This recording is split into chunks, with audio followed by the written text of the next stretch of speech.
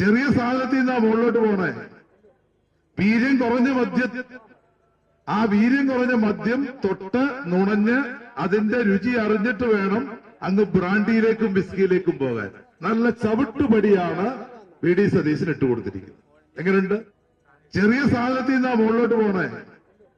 വീര്യം കുറഞ്ഞ മദ്യം, ആ വീര്യം കുറഞ്ഞ മദ്യം തൊട്ട് നുണഞ്ഞ് അതിന്റെ രുചി അറിഞ്ഞിട്ട് വേണം അങ്ങ് ബ്രാൻഡിയിലേക്കും വിസ്കിയിലേക്കും പോകാൻ.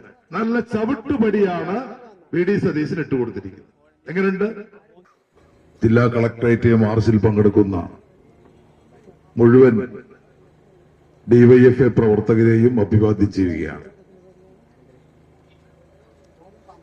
നമ്മുടെ കേരളത്തിന്റെ മുഖ്യമന്ത്രി, അദ്ദേഹത്തിന്റെ പേര് അദ്ദേഹം ഇപ്പൊ സ്വയം മാറ്റിയിരിക്കുകയാണ്. ഇപ്പോൾ അദ്ദേഹം ഇന്നലെ മുതൽ അദ്ദേഹത്തിന്റെ പേര് ബക്കാടി സതീശൻ എന്നാക്കി മാറ്റിയിരിക്കുകയാണ്. അദ്ദേഹം സത്യപ്രതിജ്ഞയ്ക്ക് അദ്ദേഹത്തിന്റെ പേര് അത് പിന്നെ അച്ഛന്റെ പേരിനോട് കൂടി ഉള്ളതാണ്, നമ്മളെല്ലാം സമ്മതിച്ചു. ഈ കേരളത്തിൽ എന്താണ് നടപ്പാക്കാൻ ഉദ്ദേശിക്കുന്നത് എന്ന് വ്യക്തമാക്കണം. ഉമ്മൻചാണ്ടി സർക്കാർ 6 മാസം കഴിഞ്ഞപ്പോഴാണ് സോളാർ കച്ചവടം തുടങ്ങിയത്. എന്നാൽ വി ഡി സതീശൻ സർക്കാർ എത്ര ദിവസം കഴിഞ്ഞ് അധികാരത്തിൽ വന്നിട്ട്? പുന്നല് കണ്ട എലിയെ പോലെയാണ്. 10 വർഷം പ്രതിവർഷം തരുന്നു. അത് കഴിഞ്ഞ് ഭരണം കിട്ടിയപ്പോൾ എന്താ തകൃതി! എവിടെയെല്ലാം കൈയിട്ട് വാരണം. അവിടെ വാരുന്നു, ഇവിടെ വാരുന്നു, അവിടെ പിടിക്കുന്നു, ഇപ്പുറത്ത് പിടിക്കുന്നു. എന്താ ബഹളം! ഈ കേരളത്തിലാകെ നാണക്കേടല്ലേ സംഭവിച്ചിരിക്കുന്നത്? ഇവിടെ നേതാക്കന്മാര് പറഞ്ഞല്ലോ, കഴിഞ്ഞ ഇടതുമുന്നണി സർക്കാരിന്റെ കാലഘട്ടത്തിൽ ബക്കാർഡി കൊടുത്ത അപേക്ഷ അത് അവിടെ ഇരുന്നു, ആ ഫയലിൽ തൊട്ടില്ല. പക്ഷേ വി ഡി സതീശൻ മുഖ്യമന്ത്രിയായി 2.5 ദിവസം കൊണ്ട് ആ ഫയല് എങ്ങനെയാണ് നടപ്പാക്കുന്നത് നമ്മൾ ആലോചിക്കണം. എത്രമാത്രം വീര്യമാണ് ഒരു ഉത്തരവിന് വന്നിരിക്കുന്നത് നമ്മൾ കണ്ടു. നമ്മുടെ കേരളമാണിത്.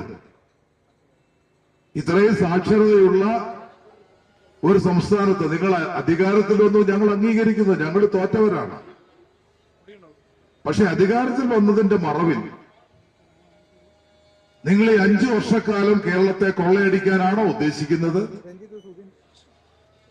അങ്ങനെ കൊള്ളയടിക്കാനാണെങ്കിൽ ഒരു സംശയവും വേണ്ട, ഈ കേരളത്തിൽ നിങ്ങളെ അധികാരത്തിൽ എത്തിക്കാൻ വേണ്ടി തെരഞ്ഞെടുപ്പിൽ വോട്ട് ചെയ്ത ജനങ്ങൾ നിങ്ങളെ ആ കസേരയിൽ നിന്ന് വലിച്ചു താഴെ ഇറക്കും. ഒരു സംശയവും വേണ്ട. ഞങ്ങള് വളരെ പ്രതീക്ഷയോടെ കാത്തിരിക്കുന്നത് ഈ ഗവൺമെന്റിനെ അധികാരത്തിൽ എത്തിക്കാൻ വേണ്ടി രാത്രിയും പകലും കഷ്ടപ്പെട്ട ആധ്യാത്മിക നേതാക്കന്മാർ കുറെ ആളുകളുണ്ട്. ഞങ്ങൾ അവരുടെ ആ നിലപാടുകൾ ഞങ്ങൾ കാത്തിരിക്കുകയാണ്. പിണറായി ഗവൺമെന്റ് തീരുമാനമെടുക്കുന്നതിന് മുമ്പ് എടുക്കുമെന്ന് മണത്തറിഞ്ഞ് പിണറായി സർക്കാരിനെ തെരുവിൽ നേരിടുമെന്ന് പ്രഖ്യാപിച്ച് ആരെ ഇപ്പൊ കാണാനില്ല. KCBC ഭാഗ്യവശാൽ വന്നിട്ടുണ്ട്. ഞങ്ങൾ KCBCയുടെ നിലപാടിനെ സ്വാഗതം ചെയ്യും. വേറെ ധാരാളം ആളുകളുണ്ടല്ലോ. മദ്യനിരോധന സമിതി, മദ്യവർജന സമിതി, അങ്ങനെ എത്ര സംഘടനകളായിരുന്നു കേരളത്തിൽ. ഇപ്പൊ നിങ്ങൾ എന്താ പറയുന്നത്? വീര്യം കുറഞ്ഞ മദ്യം ഉണ്ടെന്നുണ്ടെങ്കിൽ മദ്യ ആസക്തി കുറയും. തെറ്റല്ലേ? MDMA വലിച്ചു തുടങ്ങുന്നതിന് മുമ്പ് ഇത് വലിക്കുന്ന ആളുകൾ വലിക്കുന്നതാണ് കഞ്ചാവ്. ചെറിയ സാധനത്തിൽ നിന്നാ മുകളിലോട്ട് പോണേ. വീര്യം കുറഞ്ഞ മദ്യം, ആ വീര്യം കുറഞ്ഞ മദ്യം തൊട്ട് നുണഞ്ഞ് അതിന്റെ രുചി അറിഞ്ഞിട്ട് വേണം അങ്ങ് ബ്രാൻഡിയിലേക്കും വിസ്കിയിലേക്കും പോകാൻ. നല്ല ചവിട്ടുപടിയാണ് വി ഡി സതീശൻ ഇട്ടുകൊടുത്തിരിക്കുന്നത്. എങ്ങനെയുണ്ട്? നമുക്കറിയാം, നമ്മുടെ ആഭ്യന്തരമന്ത്രി മറ്റൊരു പരിപാടിയുമായിട്ട് ഇറങ്ങിയിട്ടുണ്ട്. തുഫാൻ. നല്ല കാര്യമാണ്. ലഹരി തടയണം. ലഹരി തടയുന്നത് ഈ സർക്കാർ മാത്രമാണോ? കഴിഞ്ഞ സർക്കാരിന്റെ കാലഘട്ടത്തിൽ 1,00,000-ലധികം കേസുകൾ പിടിച്ചതാണ്. പേര് മാറ്റി പുതിയ പേര് സമ്മതിച്ചു. നിങ്ങളുടെ നിലപാട് എന്താണ്? ഒരു ദിവസം പോലും ഒരു തുള്ളി കള്ളു കുടിക്കാത്ത ചെറുപ്പക്കാരെ മുഴുവൻ വീര്യം കുറഞ്ഞ് കള്ളു കുടിപ്പിക്കാൻ മുഖ്യമന്ത്രി എടുത്ത നിലപാടിനോട് ആഭ്യന്തര വകുപ്പ് മന്ത്രിയുടെ നിലപാട് എന്താണ്? അത് വ്യക്തമാക്കണ്ടേ? അദ്ദേഹം മിണ്ടുന്നില്ലല്ലോ. എക്സൈസിന് ഒരു മന്ത്രിയുണ്ട്. അദ്ദേഹം ഇപ്പോ മന്ത്രിയാണോ അല്ലയോ? അദ്ദേഹം കമ എന്നൊരു അക്ഷരം കണ്ടിട്ടില്ല. എവിടെ എക്സൈസിന്റെ മന്ത്രി? പിന്നെ VM സുധീരൻ, പാവം. ഞങ്ങൾക്ക് വളരെ സങ്കടം തോന്നി. എന്തൊരു ഗൗരവവും ശൗര്യവും ഒക്കെയായിരുന്നു VM സുധീരൻ. എല്ലാം എവിടെ പോയി?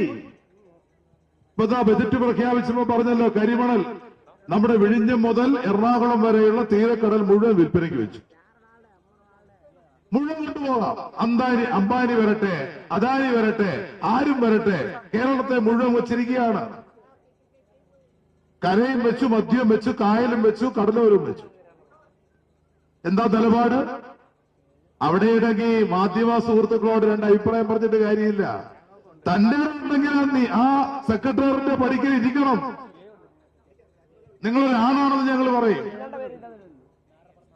പക്ഷെ തെരഞ്ഞെടുപ്പ് കാലഘട്ടത്തിൽ വാങ്ങിച്ച പണം തിരിച്ചു കൊടുക്കണ്ടേ? കൊടുക്കാൻ പറ്റുമോ? എത്ര കോടിയാ കേരളത്തിൽ ചെലവഴിച്ച്? ഓരോ അസംബ്ലി നിയോജക മണ്ഡലങ്ങളിലും ഞങ്ങളൊക്കെ ഞങ്ങളുടെ സ്ഥാനാർത്ഥികൾ വീടുകൾ കയറി കഷ്ടപ്പെട്ട് വീട്ടുകാർ കൊടുക്കുന്ന സംഭാവന വാങ്ങി തെരഞ്ഞെടുപ്പ് പ്രചരണം നടത്തുമ്പോൾ 6 കോടി 8 കോടിയൊക്കെ കൃത്യല്ലേ നമ്മുടെ ഓരോ മണ്ഡലത്തിലും UDFന്റെ സ്ഥാനാർത്ഥികൾ ചെലവഴിച്ച്? എവിടുന്നാണ് നിങ്ങൾക്ക് ഈ പണം? BJP കൊണ്ടുവരുന്നത് ഞങ്ങൾക്ക് മനസ്സിലാക്കാം. കാരണം BJP ഇന്ത്യയെ മുഴുവൻ കൊള്ളയടിച്ച് ആ പണം മുഴുവൻ വെച്ചിരിക്കുകയാണ്. അത് ഇലക്ട്രൽ ബോണ്ടിൽ കൊള്ളയടിച്ചിരിക്കുന്നു, അദാനി കൊള്ളയടിക്കുന്നു, തിരുവനന്തപുരം വിമാനത്താവളം വിറ്റ് കൊള്ളയടിക്കുന്നു, രാജ്യത്തെ കപ്പൽ നിർമ്മാണശാലകൾ വിറ്റ് കൊള്ളയടിക്കുന്നു. ആ കൊള്ളപ്പണമല്ല അവര് കൊണ്ടുവരും. ഞങ്ങൾ സമ്മതിച്ചു. നിങ്ങൾ എവിടുന്നൊക്കെയായി കൊള്ളപ്പണം കൊണ്ടുവരുന്നേ?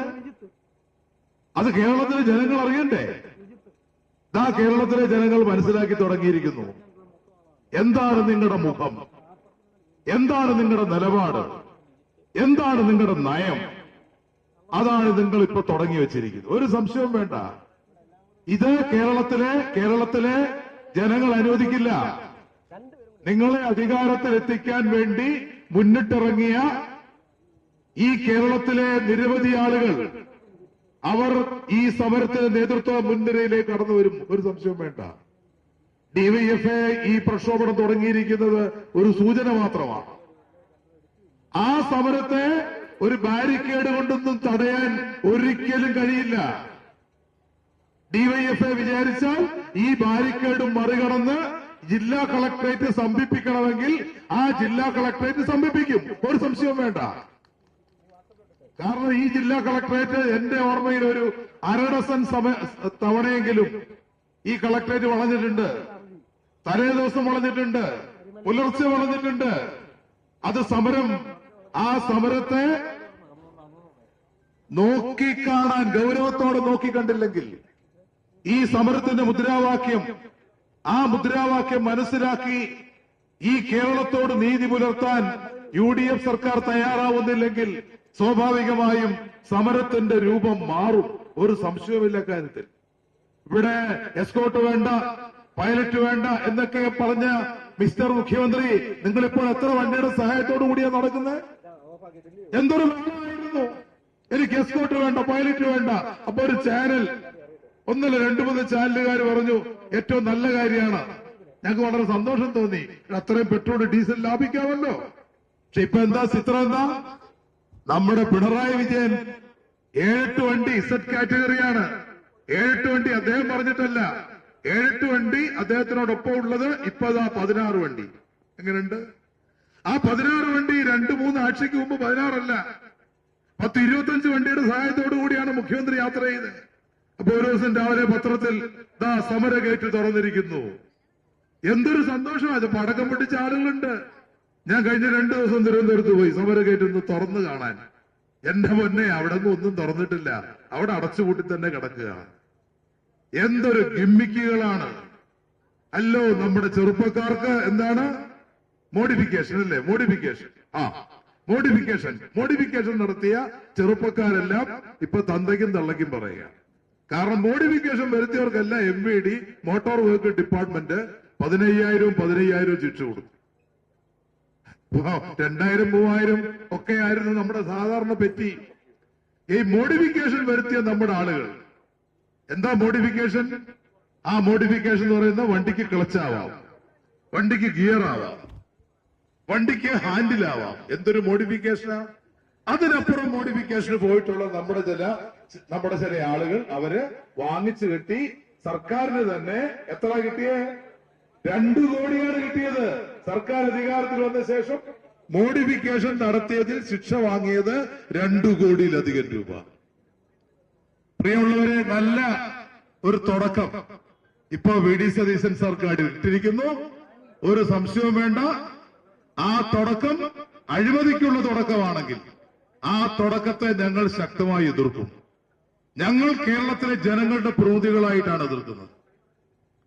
ഈ സംഘടനയ്ക്ക് ഇതുപോലെ തെറ്റുകൾ എതിർക്കാനുള്ള ചങ്കൂറ്റമുണ്ട്, തന്റെ ഇടമുണ്ട്, അതെടുത്ത പാരമ്പര്യമുണ്ട്. ഞങ്ങളുടെ നിരവധി ആളുകളെ വെടിവെച്ചു കൊന്നിട്ടുണ്ട്, ഒരു സംശയവുമില്ല.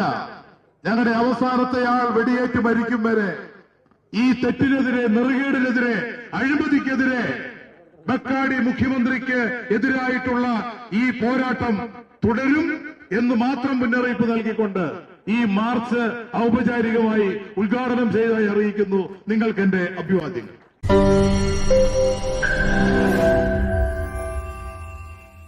ലോകത്തെവിടെയായാലും ഏത് സമയത്തും 24 വാർത്തകളും ഓഗ്മെന്റഡ് റിയാലിറ്റി പാക്കേജുകളും എക്സ്പ്ലെയിനറുകളും വിശദമായി കാണാൻ ഞങ്ങളുടെ യൂട്യൂബ് ചാനൽ നിങ്ങൾക്ക് സബ്സ്ക്രൈബ് ചെയ്യാം.